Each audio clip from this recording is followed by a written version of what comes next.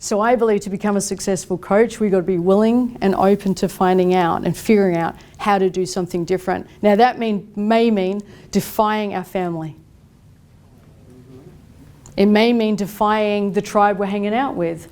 It may be defying generations of the same message about who you are supposed to be. It was all of that for me. In fact, the only way I got to success was by defying what I was supposed to be and who I was supposed to be according to my family.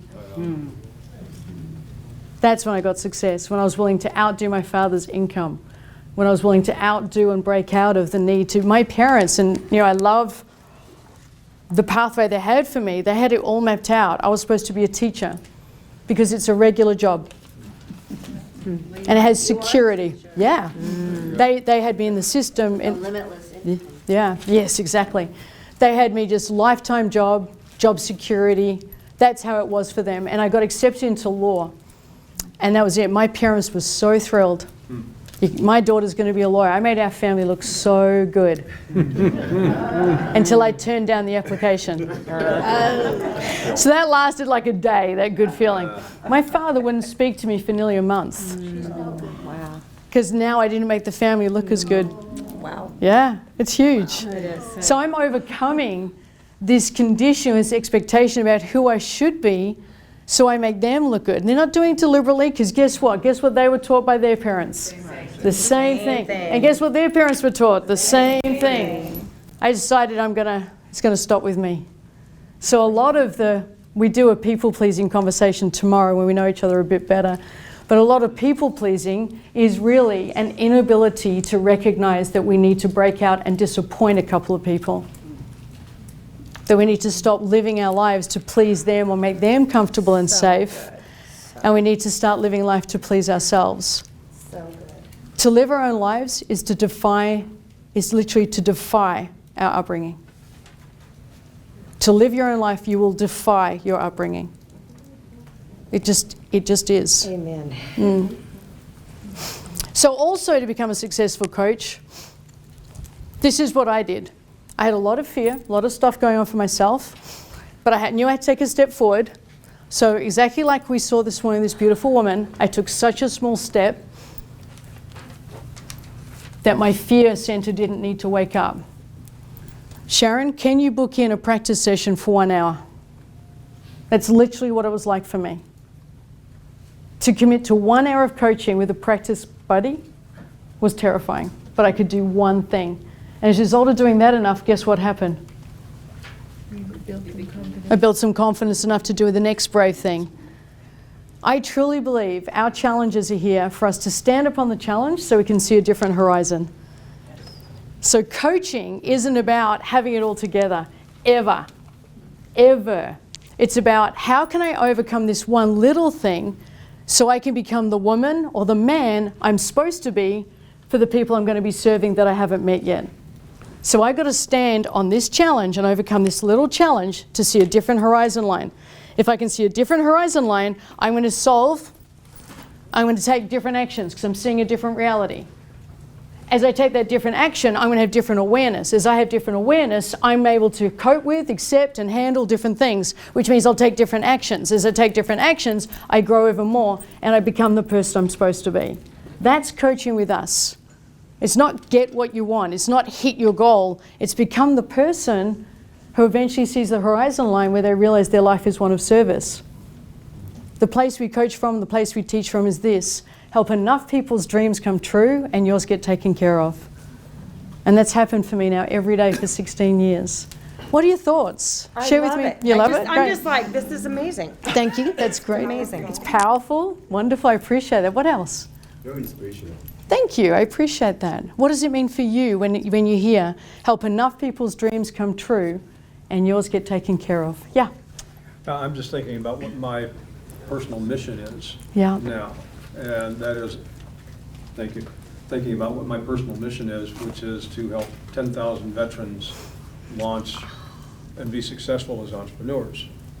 And that's why I'm here, to see what I can steal from you. Mm-hmm. Just have it freely. And incorporate it into what I'm doing. Because as a Marine, I've spent most of my life in service. Not being in service is a torture. Yeah. And there are many who feel that way, who've spent their life in service, whether they're in the military or doctors or teachers or whatever they might be. There's so many people who are lost without someone there telling them what they're going to do next, what their next file is, what their next case is, who their next client or student or whatever it might be. That they're operating in what they think is freedom until they're finally set free and they realize they were never free at all. I love it. And so that's where I'm at now. So they have a lot of reclamation to do. It's not learning anything different, it's just reclaiming aspects themselves they've suppressed. What a wonderful mission. Thank you for sharing that. So I want to share with you a model that I think may help give some perspective to what we're doing as coaches, and in terms of becoming a coach, what it is we're focusing on rather than getting the goal. And there's nothing wrong with getting the goal, but if that's your focus, you're keeping external to yourself. We've got to move the journey internal. So what we're doing is an expression of who we are, not a denial of who we are. For example, the first time I made money, I did it because I thought it would make me feel what? Have a go. Now you know me a little bit. Good. Feel better. Happy. Better. Did you say better? Yes. Yeah, help me feel better than, How you felt before. yeah. I thought it would solve my feeling about myself. But nothing external can solve how we feel about ourselves. So I want to share with you a little bit of a model. This can be self, and this can be the problem. Most of us, and when you coach, what I want you to do is to coach from a place of this model where most people are placing problems outside of themselves. So I've got a problem and it's this big. For example, I've got to get fit, or I want to have a better relationship with someone, or what could it be, do you think? Got to get a different job, make more money. I made 20 sales calls this week. Yeah, so the problem is over here. Now, is that in us, or are we looking outside of us at the problem? Outside. Outside. Perfect, perfect. Now, if my personal development, if my awareness, my acceptance, and what I'm willing to activate is here, how does that problem look to me? Massive. Now, how do most people live their lives around the problem? What are they trying to do? Solve it. Get rid of it. What did you say? Avoid it. Perfect. Ignore it. So people are orientating their lives around the problem to avoid it, deny it, blame someone for it, make an excuse about it, justify it, defend it, minimize it. It's not that big a problem. Procrastinate about it. Normalize it. Normalize it. That's just the way things are around here. What can I do? Ignore it. That old thing, that's just the way I am. Yes? Yes. Now, as long as we're doing that And spin it. and spin it in something good, yeah, is that what you mean? Spin it some one way or another. So if that's the problem and this is us, and we keep thinking that's the thing that's got to change, what are we going to keep getting more of? Same. Same problem. Right. And most people live their lives repeating the same problem over and over again. I love this stuff. I love this stuff. So the first time I heard this, I'm like, okay, so I've been spending my life dedicated to trying to fix all my problems because I'm not a control freak in any way. So we're clear. What do you mean I'm a control freak? Me? Because if I solve enough of these, I'll feel okay. Anyone else ever done that? Am I the only freak in the room? Thank you. Now, sometimes we get really good at this and we create problems to distract ourselves from us. If you have an addiction, you would rather have the problem than look at yourself. Yes. If you are in a relationship with someone who is an addict, you would rather have the problem than have a relationship with yourself. Too personal, too fast, too much? Do we need red wine? Red wine. Yeah. We need red wine anyway. Separate question. Yeah. So, but if we focus on the problem because we want to solve it, And you get backlash from people around you. What do you? Oh, we're still going. Let this unravel further. There's delightful twists and turns to this tale. Is that okay? Yeah, let's see where we go, because just hang on to your seat. Here we go. So where were we? We were somewhere cool. Pamela, where were we? Red wine. Red wine.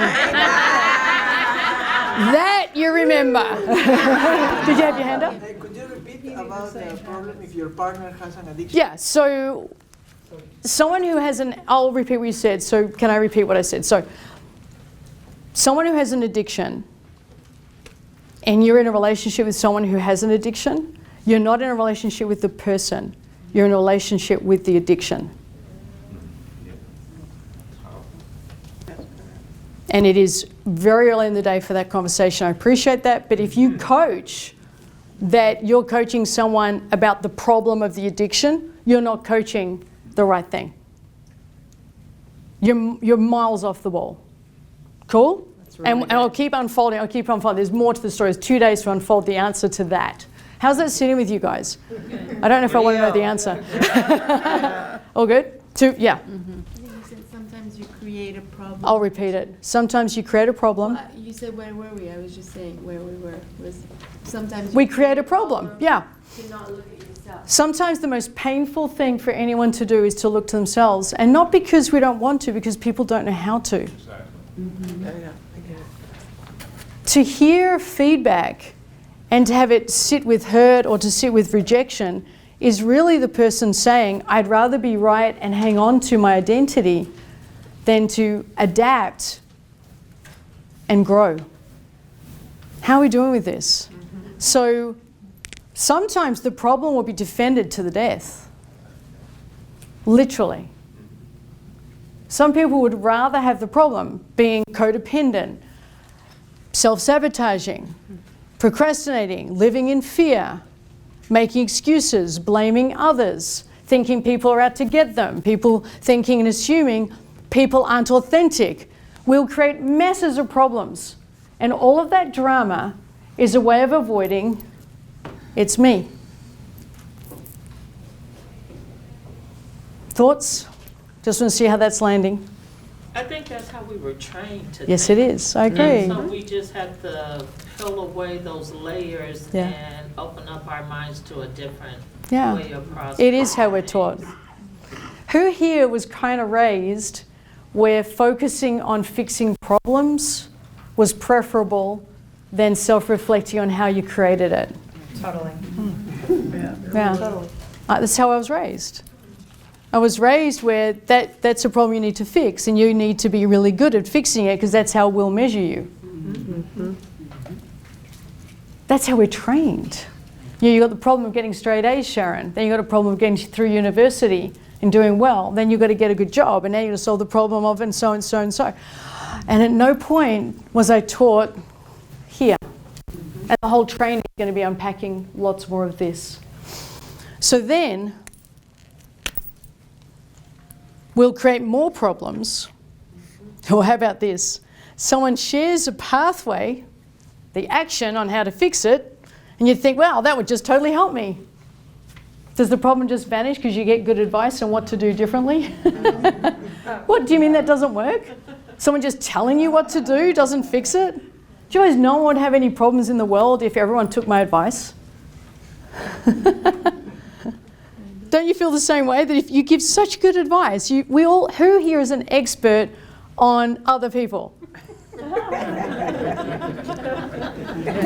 If they just did what we said, it would be fine. It's so obvious. And then really weirdly, they're not just doing that. Why? There is some it could be denial, that they're not Yeah. sure, they're not even really aware of it. As long as I have this drama, so this is, we're really getting into it now. This is where we need to coach to be successful as coaches. This drama, I've created it, whatever it is, because this seems unsolvable. So it's easier to have this, hang on, than it is to face me. That's how most people live. But what happens if you don't know how to? We're doing that. That's as I said, the whole 2 days is going to keep getting this number up. But right now I've got to get you to awareness and acceptance. So you need me to go to the how? We're getting there. Yeah, remember it's awareness, acceptance, activation. It's not act, act, act. Got you. Yeah. That would be the same as me just saying, so what you need to do is this. And apparently you just agreed that didn't work. Yeah. So I'll say it again. We have this because this seems easier to focus on than this. So the beautiful thing about this model, who already is digging and seeing perhaps aspects of themselves that they have a bit of a drama? Oh, come on, admit it. Yeah, totally. Yeah, come on, hands up. Come on. It's any area of your life that's not happening. This is the drama that we create because this seems unsolvable. So, for example, the problem I kept creating for myself was no one would support me. I was alone. No one supports me the way I support everybody else. I'm such a good person. Why can't you see it? When are you going to be there for me? That was me. Yeah. Do you know how much I didn't want to hear that? What do you mean it's me? It's you not supporting me. It was me. And it was so impossible for me at the time to see how it was me. Does anyone want to have a go at pointing out how it was me? Become coaches. What do you think I was doing? Yeah. So how were you responding to people who were offering to you? Exactly. How do you think I was responding? If I just saw no support and I felt I was all alone, how do you think I was being with people? Rejected. I got this. It was, I got this. I got it. And, And keep going. backhanded comments? Yeah, Possibly, I would have done that. you know? Oh, I already knew that. Oh, yeah. I forgot I did that. Yeah, Right. good at that. What else? I don't need any help. I don't need any help. Or I'd be in a situation, a conversation with someone, they'd be sharing their heart stuff and their real stuff, and I'd be so comfortable. People sharing their stuff with me, because suddenly what does it make me? Take your attention. I got this, takes attention off myself. What else? I've got this, I can be helpful. Where don't I have to focus? On you? On you, on the other person. I did this over and over. Now I have all the support in the world. Has everybody on the planet changed? No. Did they all get my memo? Why am I getting all this support now? Come on. Yeah, what do you think changed? Open. Got open? Self-concept. Huh? Self-concept. What you think of yourself. I've got awareness. I changed my self-concept. Accepting it. Started accepting myself as perhaps having some flaws. That's what I was going to say. That just shocked me. Don't I apologize. I said the word flaws. I have flaws. Me? Me? Flaws? What is this insane word you speak of? Yeah, flaws in me. I trust you got value from this podcast. We had so much fun and delighted in bringing it to you and for your loved ones. If you haven't yet, your subscription would be absolutely fantastic. Your subscription and your feedback means that we get to rate higher. If we get to rank higher, more people get to hear this message. You can also help out if you'd love to, once you subscribe, by sharing this podcast with someone who you believe this message may resonate with and create a discussion around it. Just enjoy it and interact with it however you choose, but most importantly, we'd love your subscription. See you at the next episode.